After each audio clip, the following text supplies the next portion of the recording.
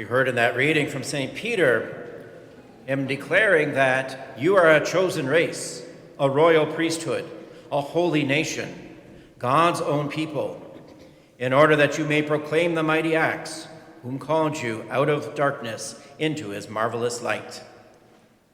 If we even just let some of those words resonate within us for a while, we are a chosen race, a holy nation, God's own people. What wonderful titles, if you want to call them that we have been given. And how was Peter coming to that conclusion? He was coming to that conclusion because the people he was speaking to truly had a relationship with Jesus and recognized him, as we heard in our gospel, Jesus as the way, the truth, and the life. And as I was reflecting on that, especially that aspect that we become these things, this chosen race, this holy people, by following Jesus as the way, the truth, and the life, I thought, well, I came across this story that apparently was based on a true situation. Happened a number of years ago. There is a call that came in at 1 a.m. into the home of Leo Winters, which is a brilliant Chicago surgeon. It was the hospital telling him that a young boy had been tragically injured in a car accident. Dr. Winters' hands were probably the only ones in the city skilled enough to save that boy's life. Got on his clothes, jumped into his car, and decided that the quickest route to the hospital would be to drive through a dangerous neighborhood of Chicago. But since that time was critical, he decided to take that risk. He came to a stoplight in that neighborhood, and when he did, a man in a gray hat and a dirty flannel shirt opened the door, pulled him out of his seat, and screamed, "Give me your car." The doctor tried to explain that he was on an emergency call, but the thief refused to listen. He threw the doctor out of the car, jumped in, and sped off. This doctor wandered for more than 45 minutes trying to find a phone, before cell phones, so he could call a taxi. When he finally got to the hospital, more than an hour had passed.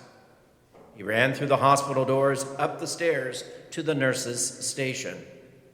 The nurse on duty looked at him, shook her head, and said, "Doctor, I am sorry, but you are too late. The boy died 30 minutes ago." His father, however, is in the chapel if you want to see him. He is awfully upset, especially since he couldn't understand why you didn't come to help. So Dr. Winters walked hurriedly down the hall and entered into the chapel. Weeping at the altar was a man dressed in a dirty flannel shirt and a gray hat, whose eyes were blinded by tears. The boy's father looked up at the doctor in horror and realized his tragic mistake. He had foolishly pushed away the only man in the city who could have saved his son. And as we listen to this story and hear the tragic aspect of it, this father didn't know who he was throwing out of the car. But as I was reflecting on it, I thought, here was this only person that could save the son, and he was thrown aside. And as we look at our lives, I wonder how many times do we do that with Jesus? It's very clear, as Jesus says in the gospel, "I am the way, the truth, and the life. No one gets to the Father except through me." He is the only one that can save us. And yet, how many times do we throw him aside? And unlike the father in this story, we know that. The father didn't know that this was the doctor, but we do know that Jesus is the only one. And yet, how many times do we throw Jesus aside? And we throw him aside any time that we decide that golfing or playing hockey on a Sunday morning is more important than coming to Mass.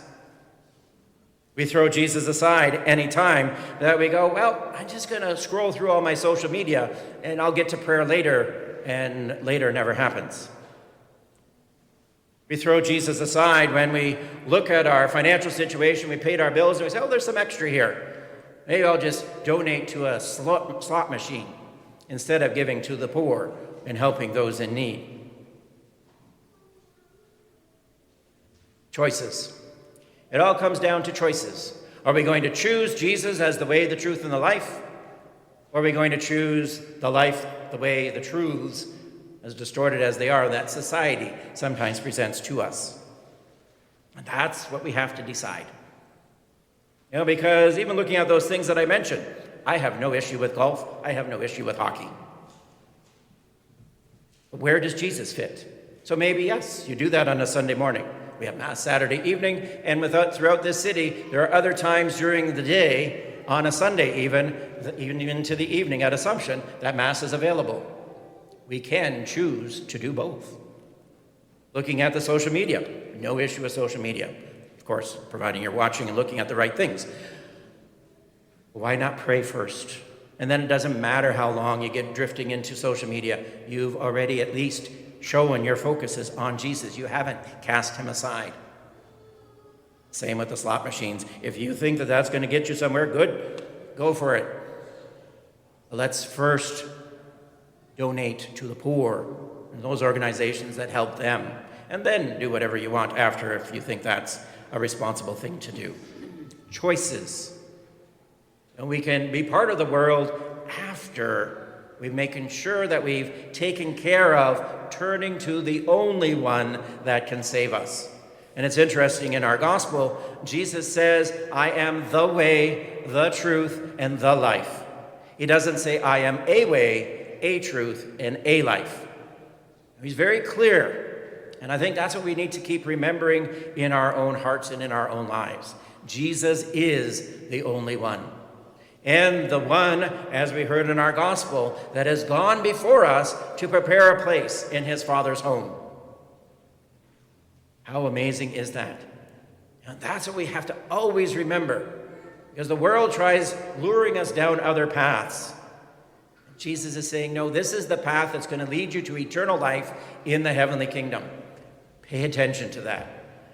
Follow me as the way. And we show that we're following him as the way by living the way that Jesus did, as a man of compassion. And we lived as one of kindness and love, of forgiveness, of sincerity. That's the way that he lived, that humility that he brought to his life. That's how we are called to live the way of our lives if we are truly following Jesus. And we have to follow Jesus as the truth that he revealed, as we read in the scriptures, but also the truth that's revealed through his church. Truths like the dignity and sanctity of life from conception to natural death. The truth of the gift of our sexuality that is properly lived through the sacrament of marriage only.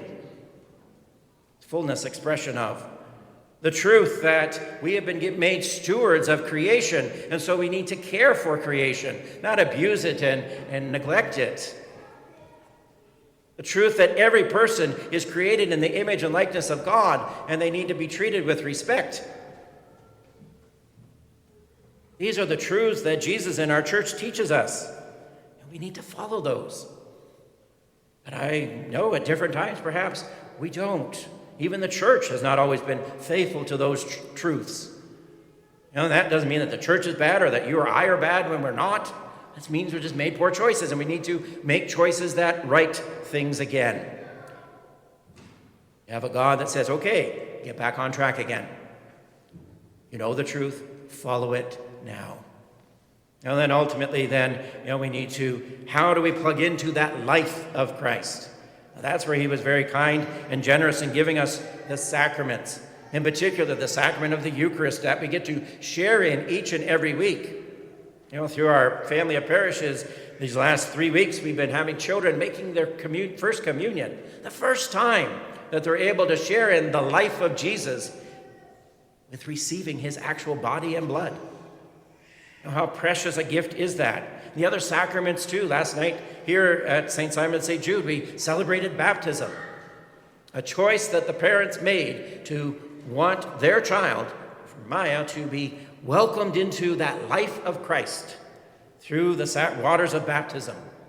And they could have said, as new parents, Maya's only a few months old, more work than we thought. You know, the strange hours at night and all these things. We'll just wait till things settle down. Maybe when she's 10 or 15 or 20 or something. Anybody that's a parent knows it never settles down. They said, no, we need to do this right at the beginning of her life.